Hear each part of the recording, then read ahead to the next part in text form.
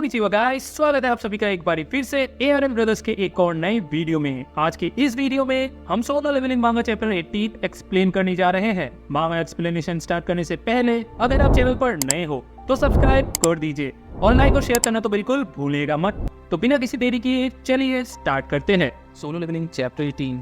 Solo Leveling chapter 18 के starting में हमें हॉस्पिटल का सीन दिखाया जाता है। फिर हम जिनो को देखते हैं, वो वर्कआउट कर रहा होता है। जिनो सीटअप मार रहा होता है और फिर हम देखते हैं जिनो के पास पहले से बहुत ज़्यादा मसल्स और सिक्स पैक एब्स सब बन गए होते हैं। और फिर जिनो पुशअप करने लगता है और तभी एक नर्स अंदर आ जाती है और जिनो को पुशअप मारते हुए देखकर शर्माने और चिल्लाने लगती है। ये देखकर जिनो उसे सॉरी बोलने लगता है तो नर्स शर्माते हुए बोलती है, ये मेरी ही गलती थी, आपकी इसमें कोई गलती नहीं है।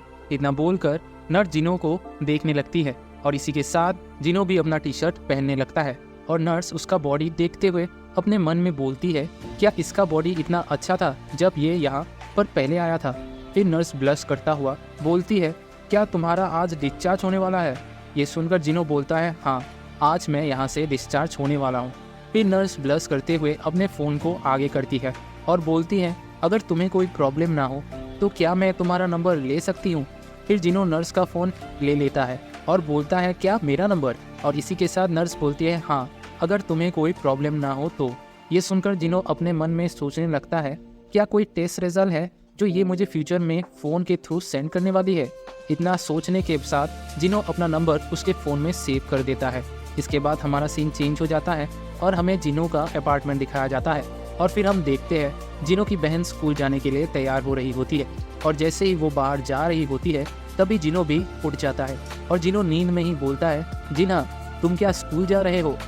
ये सुनकर जिना बोलती है, क्या तुम भी उठ गए हो। फिर जिनो बोलता है, मैं तो बहुत पहले ही उठ गया था और हाँ रास्ते पर गाड़ियों को देखते हुए जाना। और ऐसे ही बात करते हुए जिना जिनो के एब्स को देख लेता है और बोलती है, क्या तुम आजकल वर्कआउट कर रहे हो। तो जिनो बोलता है, हाँ आजकल थोड़ी बहुत एक्सरसाइज कर रहा हूँ। ये सुनकर फिर जिना जिनो के सामने खड़े हो जाती है और बोलती है, तुम तो पहले से बहुत बदल गए हो और तुम पहले से भी ज़्यादा लंबे हो गए हो। मुझे नहीं पता था लड़कों का हाइट 20 साल के बाद भी बढ़ता रहता है। और फिर जिनो जिना को बोलता है, तुम क्या अजीब सी बातें कर रहे हो, अपनी बकवास बातें बंद करो और हाँ यहाँ अम्ब्रेला लेते हुए जाना। फिर जिना बोलती है, पर आज तो बारिश नहीं होने वाली और ये अम्ब्रेला तो बहुत भारी है। तो जिनो बोलता है, ये एक फोल्डिंग अम्ब्रेला है और ये इतना भी भारी नहीं है, इसलिए तुम इसे अपने साथ ही रखो। और फिर जिनो उस अम्ब्रेला को जिना की बैग में रख देता है और फिर उसे बाय बोलने लगता है। इसी के बाद जिनो अपना डेली क्वेस्ट देखने लगता है और हम देखते हैं जिनो ने अपने सारे क्वेस्ट को पूरा कर लिया होता है, बस रनिंग को छोड़कर। और फिर जिनो बोलता है, मैं इसे भी थोड़ी देर बाद में कर लूँगा। फिर जिनो अपने मसल्स को देखने लगता है और बोलता है, मेरे मसल्स तो बहुत जल्दी ग्रो कर रहे हैं, सिर्फ 4 हफ्तों की ट्रेनिंग से तो ऐसा बिल्कुल नहीं हो सकता। इसका मतलब तो यही है, मैं जितना स्टेट्स को बढ़ाता जाऊंगा उसी हिसाब से मेरी बॉडी भी चेंज होती रहेगी। फिर जिनो अपने स्टेट्स को देखने लगता है और बोलता है, मुझे लगता है मैंने स्ट्रेंथ में कुछ ज़्यादा ही पॉइंट्स ऐड कर दिया है। फिर जिनो अपने मन में सोचने लगता है, क्या होगा अगर मैं अपने सारे पॉइंट्स को स्ट्रेंथ में डाल दूँ तो। ये सोचकर जिनो एक अजीब सा फेस बना लेता है और बोलता है, कहीं मैं ऐसा तो नहीं दिखने लगूंगा। फिर जिनो बोलता है, मुझे ऐसा तो बिल्कुल भी नहीं बनना है।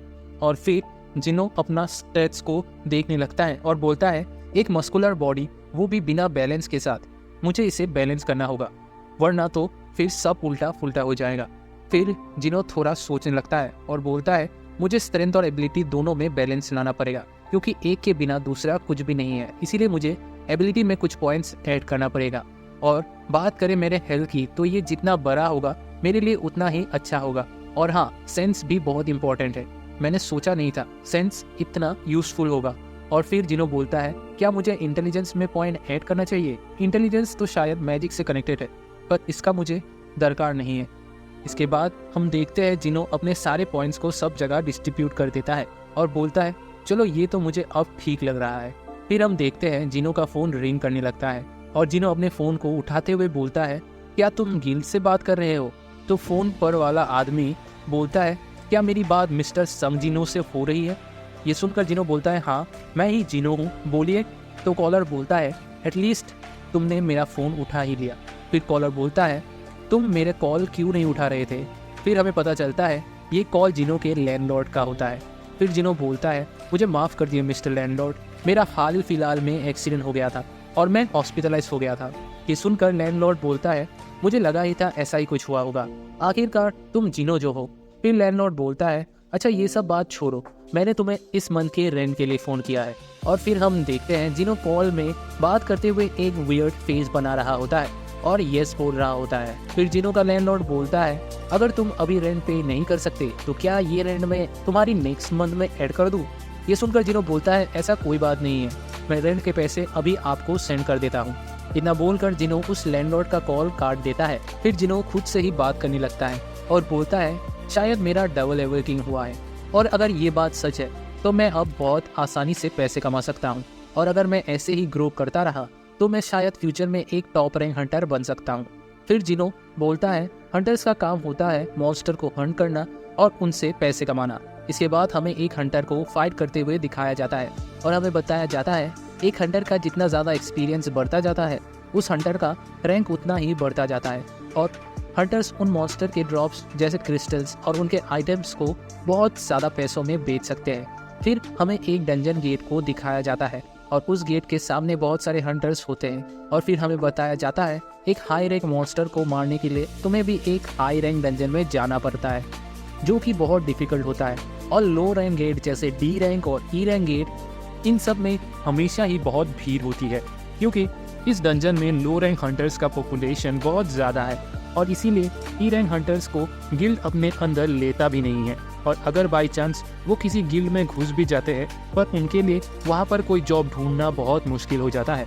इसी के बाद हम जिनो को देखते हैं और जिनो टीवी देखते हुए बोलता है, मैं अपने गिल्ड में एक ई रैंक हंटर हूँ और मैं कभी भी डी रैंक से ऊपर भी डंजन में नहीं गया हूँ और मेरे लिए डी रैंक से ऊपर के गेट में जाना बहुत ज़्यादा ही मुश्किल है। फिर जिनो बोलता है, हमेशा ही हंटर्स को उनके रैंक से जाना जाता है और कोई लो रैंक हंटर्स के लिए ऊपर रैंक्स में जाकर हंट करना वो भी बहुत ही मुश्किल हो जाता है। फिर जिनो बोलता है, लगता है मैं अपना टाइटल से कभी पीछा छुड़ा ही नहीं सकता, वर्ल्ड वीकेस्ट हंटर के टाइटल से। फिर जिनो के मन में एक आइडिया आता है और जिनो बोलता है, क्या मुझे हंटर का एग्ज़ाम दोबारा देना चाहिए जिससे मेरा रैंक भी बढ़ जाए।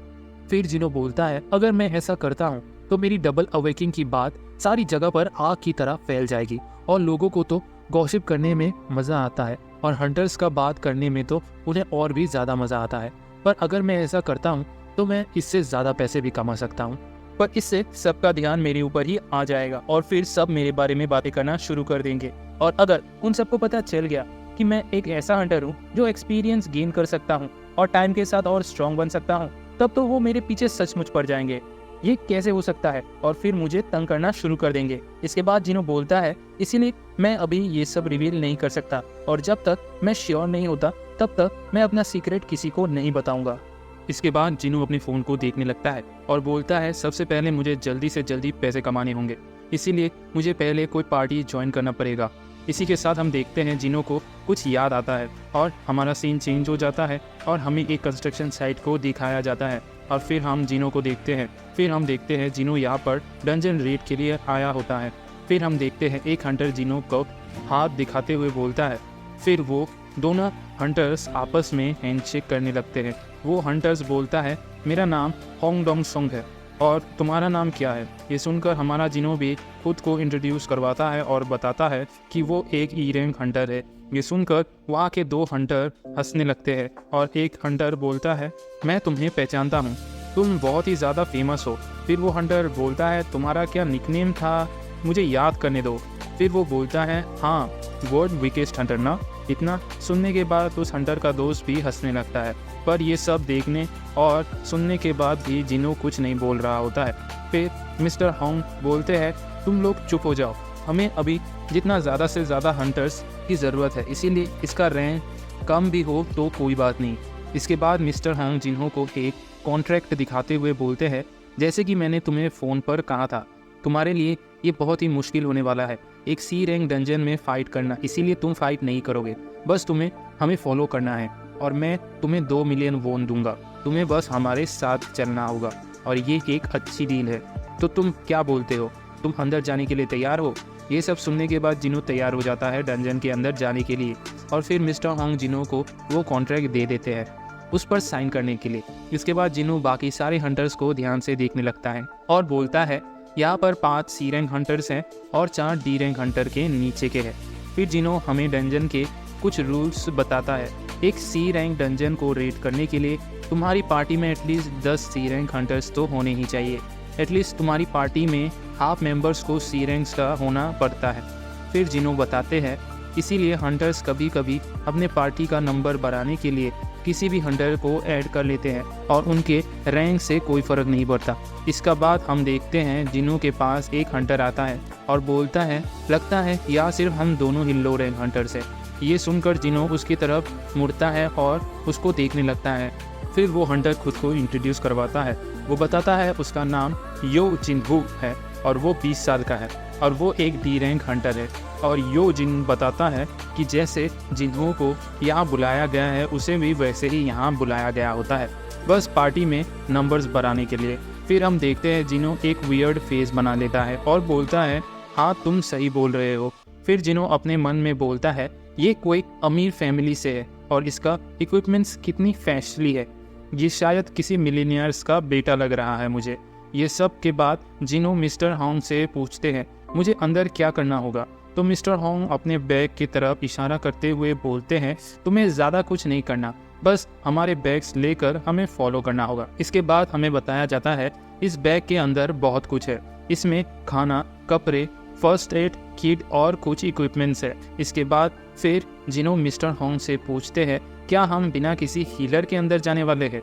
फिर मिस्टर होंग बोलते हैं तुम्हें तो पता ही होगा किसी हीलर को अपने पर्सनल अटैक फोर्स में शामिल करना कितना मुश्किल होता है, पर चिंता मत करो हम हमेशा से ही ऐसे ही करते हैं, इसीलिए हमें पता है हमें क्या करना है अंदर। ये सुनकर जिनो थोड़ा निराश हो जाता है और अपने मन में बोलता है एक अटैक फोर्स जिसमें सिर्फ अटैकर्स और टैंक ही है, ये तो पूरा ही गड़बड़ है, पता नहीं अंदर क्या होगा। फिर जिनो अपने कॉन्ट्रैक्ट को पढ़ने लगता है और उसमें लिखे होते हैं अगर जिनो के साथ डंजन के अंदर कुछ भी होता है तो वो इसके लिए किसी को भी ब्लेम नहीं कर सकता।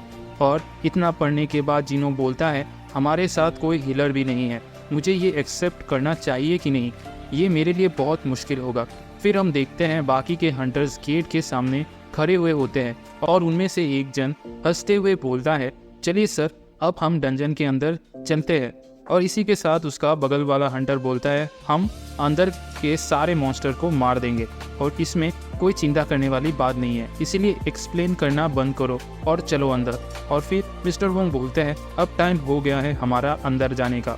और इसी के साथ वो जिन्हो अपने हाथ जिन्हो की तरफ आगे बढ़ाता है और बोलता है तुम्हें ज़्यादा चिंता करने की ज़रूरत नहीं है, तुमने कहा था कि तुम एक ई रैंक हंटर हो ना, तुम चिंता मत करो मैं तुम्हें अंदर बचाऊंगा। ये बात सुनकर जिनो एक वियर्ड फेस बना लेता है और हंसने लगता है। इसके बाद हमें जिनो का प्रोफाइल दिखाया जाता है। Chapter 19 to be continue.